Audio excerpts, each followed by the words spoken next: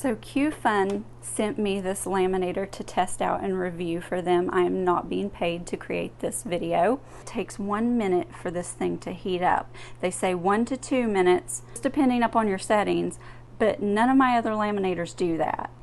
It even has a switch on the back. If it jams, you can push this switch over and pull out anything that jammed in the machine. So far with me using it, I've never had a jam. And it's very lightweight and sleek. This comes with some fun extras in the top. You get a paper trimmer, a corner round, a hole punch, and some iron rings in the top.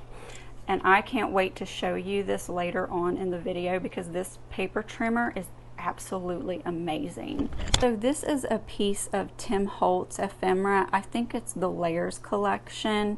And what I like to do is take some thermal foil, and this is holographic, and a lot of people love to do holographic stickers with this.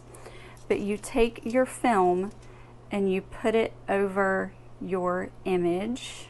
A plain piece of printer paper. It does not have to be anything expensive. If it's cheap, it's better. So just use the cheap stuff, not the good stuff. Place it in here and run it through the laminator twice. If I'm using foils or anything like that, I always run through twice just to make sure. So when I ran it through the first time, I realized that it was on the higher setting, but I moved it back down to the lower setting because I don't need it for this. So I'm going to run it back through on the lower one the second time. And we'll open this up and pull back our holographic foil. So you can do stickers, you could do your sentiments, anything to just give that little bit of pop to your cards and scrapbooks. You don't have to worry about this thing overheating. It actually has double rollers built into it for even heating, and that kind of keeps all those creases and no bubbles from forming. Another thing that I threw at this laminator was the paper jam cardstock. This is 130 pounds. This is the thick stuff. So I print my business cards off onto this really thick cardstock. And I didn't realize it until now, but this is my last business card that I have to laminate. So I'm just going to put it right in the laminating sleeve. And this is going to break my heart because, yes, this is going to be wasted right now, and I'll probably cry about it later, but that's my own fault because I didn't realize I needed more business cards for this. And it actually takes the papers through quite easily and fast, so that you don't have to wait a really long time for it to come out the other side. So look how amazing that is, and now I'm going to trim this right up to the edge. You can see how lovely that paper trimmer just cuts right up to the edge, and this will not pill up on you. I printed these out with my laser printer, so these are toner sentiments, and I wanted to use the foil that was reactive with toner to run through my laminator to see if this would work well. So the words are faced down onto the foil here, and then the shiny side is going to be up. I'm going to place that in our paper, and the reason why I wanted to try this is because my other two laminators that I have are not good at this at all. They don't want to adhere to the toner very well. I really wanted to check this machine out, and I always run it through twice. So when that comes out, we're just going to put it in again. I love making Christmas card sentiments, or just sentiments for any card or any occasion with this method.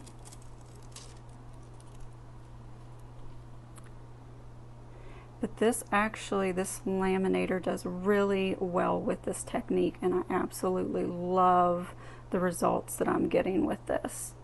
This can be used as a hack to make ugly pattern papers prettier, or you can just take your beautiful blended backgrounds that you create and make them look stunning. I've got my lamination sheet and I'm going to just open it up just like that. And then I'm going to put these two pieces of cardstock back to back, just like that, because I only want to laminate each side of this cardstock. I'm going to stick it right inside my lamination sheet. I have some distress mica flakes, and on this side I'm just going to carefully add a few mica flakes to the very top. And then just close that back down. And then you're going to want to pat it and smooth it out just so that there's nothing raised inside of the sleeve. Everything flat. Now for the other side, we're going to carefully turn this over. I have some rainbow foil flakes, and these are so pretty, but as always, static is a little bit of an issue, so you just kind of got to give it a little bit more care. So we're going to lay some of these down while trying not to get them everywhere. Don't breathe or sneeze while doing this. I would not recommend it. You will have foil flakes all over your house, and you can pull them apart if you want to. Fully lay back down and just smooth it out. Push these two that fell out back in here. And if it doesn't want to come off, that's fine too. Just like that. Make sure all of your stuff is contained inside of the sleeves. And then we're just going to run it through the machine. Look how pretty that is. And what's really cool about this is it gives this texture as well, and it's really fun and really pretty. Cut these edges off. Once you've trimmed all your edges, you are left with two beautiful pieces of cardstock that are only laminated on one side. Fun thing that you can do with sheets like this is use your dies and cut them out, and then you have beautiful die cut shapes or die cut words, whatever your heart desires. Cut out tags. You can make some really beautiful tags with these. This is a fun tag that I cut out, and this was with the Distress Mica Flakes. The top of the machine, we have our paper trimmer, and we have our hole punch. And this hole punch is extremely well made. This is not a junky hole punch whatsoever, and it's got the little trap door on the bottom to keep all the mess inside, and we can just use that to cut a hole in the top of our tag. We have this really fun corner round, and we're just going to put the corner of our tag just like that, and you're going to want to push right here, not back here. Push up here and apply pressure and snap, and it will round the corner. I find out if you try to do it from back here, sometimes it just doesn't want to cut, so if you apply the pressure right in here, you're going to get the best results. And just apply a little bit of pressure, and look how cute that is. And this is with that beautiful Tim Holtz die, and as you can see, I still have a few more little things to poke out. If you use something intricate like this, I suggest carefully running it through your die cut machine twice. That way you make sure that that laminate gets cut really good. If not, you might have a few pieces wanting to stick inside of there, and that's okay too if that happens.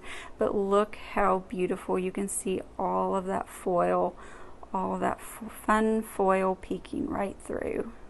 And if anyone's interested, I do have a 5% discount code that I will put right here. That code is good until August the 3rd, and if that code happens to run out and you still want to purchase this machine and you would like to have a discount code, contact me and I can contact the company and get you a new discount code. And before I forget, all those pieces that come out of this, do not throw all those little bits and pieces away, because look how beautiful those are with that foiling on them. And you can use these for shaker cards or other fun elements on your cards. This paper trimmer is an extra, and I know it's really small. This thing just blew me away because of the blade in this thing. Everything is nice and neat and can store easily in here is a plus. And this thing was just amazing. So if you're cutting out little strip sentiments or anything like that, you will absolutely love this thing. So usually when you cut with a paper trimmer, you're gonna have a lip on the back side. There is no lip with this. Look how clean that cut. Both sides. Absolutely amazing. I did contact the company concerning extra blades, and they are supposed to start including an extra blade with these, because I thought, how amazing would that be if we could buy extra blades for this, because I loved it so much. And they're supposed to start including that extra blade within the machine, so I really hope that the company does that, since you can't right now buy extra blades to insert in this paper trimmer. And then when you're all done crafting, just pack it all back up and store it away. So with all the tests that I put this thing through, it passed with flying colors. I love everything that this machine can do, and the fact that it heats up so fast. I'm definitely going to be using this more. So if you enjoyed this video, don't forget me a like and leave me a comment below with your Laminator experiences. Have you ever seen anything like this before? Heats up this fast, or do you own this Laminator? So until next time, I will catch you in that next video.